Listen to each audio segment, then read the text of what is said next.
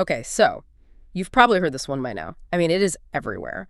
A president, an Olympian, and a gold medal walk into a into a Twitter feud that is just melting down the entire internet. Right. The footage from Milan is, I mean, it's absolutely wild. You have medals literally falling apart in athletes' hands like cheap chocolate.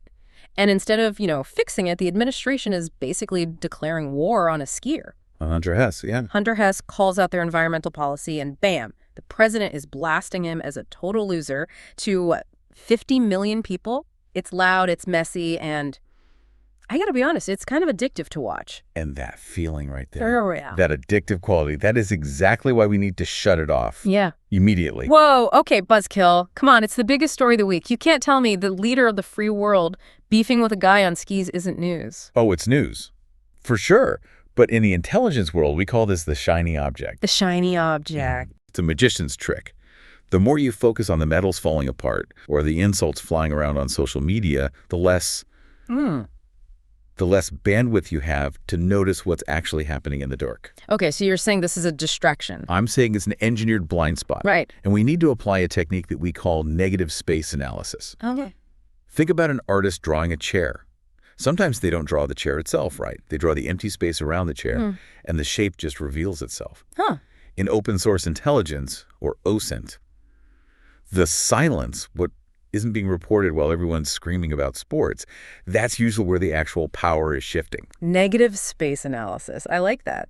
So our mission for this deep dive is what? We ignore the noise in Milan and look at the empty space around it. What are we looking for? We're looking for the architecture of disappearance. We've got a stack of documents here, financial filings, export logs, some internal memos, and they suggest that while we were all distracted, two major things happened. Oh. A massive geopolitical heist took place, and history itself started getting, rewritten. All right, I'm listening. Let's do it. If I look away from the shiny object, the Olympics, what do I see in the shadows? You see a wire transfer, a very, very large one. We have to rewind the clock just a few days to the week before the second inauguration.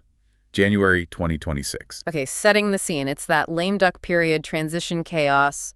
What happened? Donald Trump's crypto venture, World Liberty Financial, closed a deal. Right. They secured an investment of $500 million. $500 million. For a crypto startup, I mean, I know the market is volatile, but $500 million for a project that, let's be honest, hasn't exactly revolutionized the blockchain. That seems generous. Generous is one word for it. Strategic might be a better one. You have to ask, who has that kind of liquid cash to just drop on a sitting president's business right before he takes the oath of office again? Please don't tell me it's some random anonymous donor. No, it's very specific. The money came from the United Arab Emirates. But it wasn't just the UAE in general. It came through channels controlled by Tanan bin Zayed Al Nahyan. Tanan bin Zayed. Okay, I've heard the name, but give us the context. Who is this guy, really? In intelligence circles, they call him the spy sheikh. He isn't just a wealthy royal. He is the national security advisor of the UAE. He runs their intelligence apparatus. He manages their massive sovereign wealth funds. So when Tanan moves money, it's not just an investment. It's statecraft. Exactly. So the national security advisor of a foreign power funnels $500 million into the president's family business. That feels illegal. Or at the very least, deeply unethical. Well, we aren't lawyers, but we can look at the flow of the funds. Yeah. The documents show that $187 million of that didn't even go into operating costs for the crypto company. Where'd it go? Straight to Trump family structures. The SEC, Sissons, and Pocket. But let me play devil's advocate for a second. Go for it. Maybe Tanan just really believes in the future of World Liberty Financial. Maybe it's just business. And that's what they want you to think. That's scenario A. But look at the timeline. That's where the negative space just screams at you. What happened exactly 120 days later? Okay, I'm looking at the timeline here. 4 months. 4 months after the money lands, the administration announces a, quote, regulatory adjustment on export controls. There it is. They unblocked the export of 500,000 advanced AI chips to the Emirates. Wait, hold on. Weren't those chips strictly banned? I remember reading about a blockade specifically because of the fear that the UAE was just a backdoor for China to get our tech? Precisely. The Pentagon had a hard ban on these. They knew that if you send high-end GPU clusters to Abu Dhabi, the risk of them ending up in Beijing or being used by Chinese intelligence in the Gulf was like near 100%. That was the consensus. And then just suddenly the consensus changed. The money moved, and 4 months later, the policy just evaporated. The floodgates opened. So scenario A is the president is fighting with a skier about environmental policy. Right. And scenario B, the one hiding in that negative space, is the administration potentially traded national security and AI supremacy for a crypto payout. That is the working theory. It's what you might call informational money laundering. You use a loud, clean, really stupid sports scandal to wash the dirty, complex geopolitical transaction. So it passes right through the news cycle without anyone blinking. That is just terrifyingly effective. It makes me wonder what else we're missing. But the research we have suggests this goes beyond just hiding current deals. It talks about a protocol for not just hiding the present, but for editing the past. Right. This is the second phase. If you want to secure power permanently, you can't just distract people from what you're doing today. You have to control the narrative of how we got here. You have to edit the database of history itself. There's a story in here that I actually thought it was fake news at first. It's happening in Philadelphia with the National Park Service. It is very real. And it's part of a directive called Restoring Truth and Sanity to American History. Which, again, sounds great on a bumper sticker, right? Who doesn't want truth and sanity? But what does it actually look like on the ground? In Philadelphia, it looked like federal employees showing up with crowbars. Crowbars! Crowbars. They physically pried the bronze plaques off monuments. The ones that mention George Washington's 9 slaves. Wow. That's so violent. They're not just rewriting a pamphlet or updating a website. They're physically tearing the words off the stone. It's evidence scrubbing. The whole goal is to purify the narrative. If you remove the physical evidence that the Founding Fathers were complicated men who participated in slavery, you create a simplified mythological version of the past. It becomes a fairy tale, not history. Exactly. And if you control the past, you control the future. But this is where the research threw me a complete curveball. We have a quote on this from Ammon Bundy. Yeah. That caught me off guard, too. For anyone who doesn't know, Ammon Bundy is practically royalty in the right-wing militia movement. He's the guy who took over the Malheur Wildlife Refuge. He is anti-government, sure, but usually from a very specific conservative angle. And yet, look at what he said. He looked at the current administration's mass detention of migrants, the shooting of protesters. He specifically named the Renee Good case, and he compared it to the Japanese internment camps of World War II. Right. And that is a massive glitch in the matrix. When you have a figure like Bundy who exists on that far-right fringe, looking at the administration and saying, hey, this is tyranny, this looks exactly like the shame of our own past, it breaks the political spectrum. That's the historical rhyme you mentioned. It is. He's remembering the history that's actively being scrubbed. But the administration isn't listening to Ammon Bundy, are they? No. In fact, they're making sure that no one inside the government can listen. Which brings us to the most dangerous part of this silence, the personnel. You can rip a plaque off a wall, but someone still remembers what it said. Unless you fire them, too. Unless you fire them. This is the Schedule F thing we keep hearing about. That's the mechanism for the purge. It is. They reclassified 50,000 civil servants, people with job protections, historians, lawyers, career diplomats, as political appointees. Which means they can be fired for any reason or no reason at all. And they were.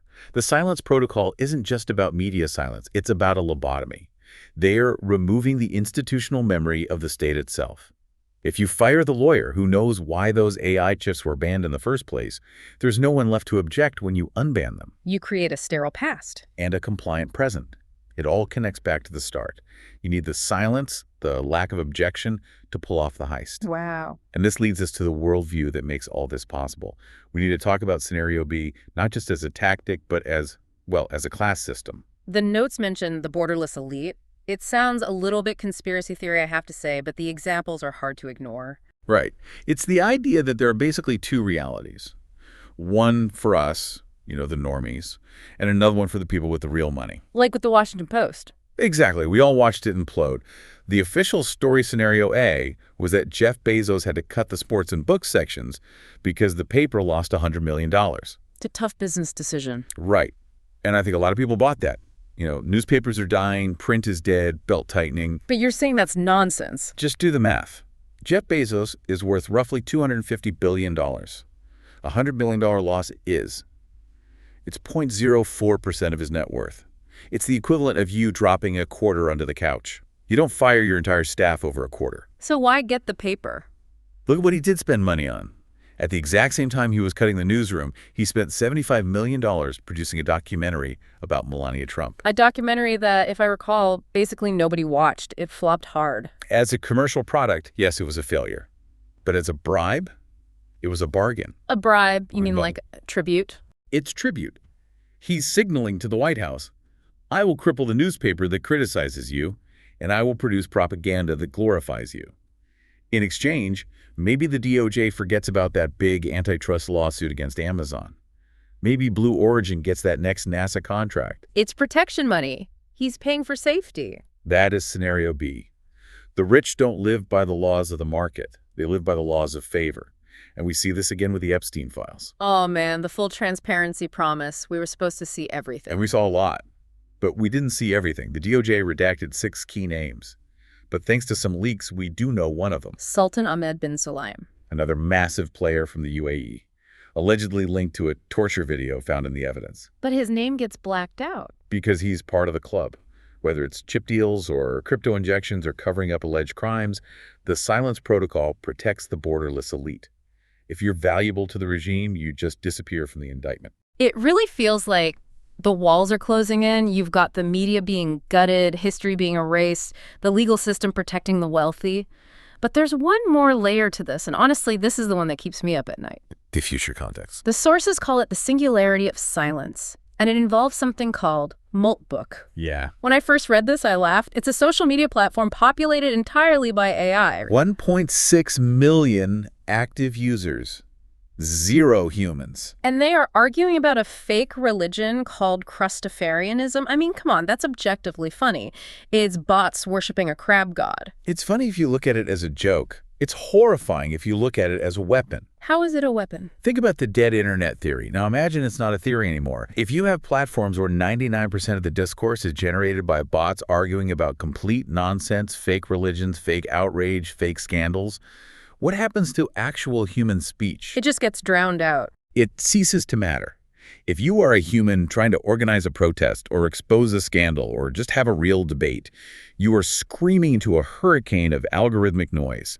You can't build a movement if you can't find other people. Moltbook isn't a glitch. It's the blueprint. It's a silence machine. So while we're all distracted by bots and fake noise, the real world becomes incredibly dangerous. The negative space isn't just about money anymore. It's about survival. This is the nuclear vacuum. While the internet is arguing about crabs, the New START treaty expired. And that's the big one, isn't it? The treaty that limits how many nukes the US and Russia can have. It was the bedrock of global security for 50 years, and it's just gone. No limits, no verification. We are flying completely blind. And that vacuum is being filled. The report mentions India and Pakistan are ramping up, which is scary enough, but then it lists Sweden and Japan. That's the detail that should terrify you. Sweden and Japan are the poster children for non-proliferation, but they are actively discussing a nuclear breakout. Why would they change course now? Because they've looked at the U.S. They see a country obsessed with internal purges, with erasing its own history, with selling off its national security for crypto deals. They realize the American security umbrella is full of holes. So they feel like they're on their own. And a scared country that feels alone is a country that builds a bomb. The silence in Washington is creating a new nuclear arms race in the rest of the world. God, it really is a collapse of shared reality, isn't it? From the plaques in Philly to the nuclear silos in Sweden. It is. And it brings me to a quote the source material flagged. Whoopi Goldberg, of all people, said, "History doesn't disappear just because you remove a sign." That's a nice sentiment. It feels defiant, you know. We know the truth. It's nice. But in this context, I think she's wrong. You think she's wrong? I think she's underestimating the technology of erasure. In 2026, if the internet is flooded with AI hallucinations, if the civil servants who remember the facts are all fired, and if the physical evidence is literally crowbarred off the walls, then history does disappear. Wow. Reality is not a default setting. It's something we have to actively maintain. And right now, the maintenance crew has been fired. That is heavy. But we can't end on, we're all doomed. We always try to give the listener a way to navigate this. How do we stop being, what did the notes call it? Non-player characters? Yeah, NPCs. Yeah. The background characters in a video game who just react to the world but don't actually influence it. How do we avoid being NPCs in this script that's being written for us? You have to train your attention. You have to learn to ignore the shiny object. When the algorithm feeds you a story about a skier or a celebrity breakup or some crustafarian debate, Yeah. just reject it. And pivot to the negative space. Exactly. Ask the boring questions. What trade deal was signed today? Who was just fired from the Commerce Department? What regulation was quietly deleted from the Federal Register this morning? Follow the silence, not the noise. And always remember scenario B. If a billionaire does something that makes zero financial sense, look for the political sense. Look for the tribute being paid. Critical thinking isn't just a soft skill anymore, is it? It's self-defense. It is the only way to stay human in a world that is actively trying to turn you into a bot. Well, on that cheerful note, seriously, thank you. This was a lot to process, but I feel like I can actually see the board now. That's the goal. Keep watching the shadows. And we will catch you on the next deep dive. Stay sharp, everyone.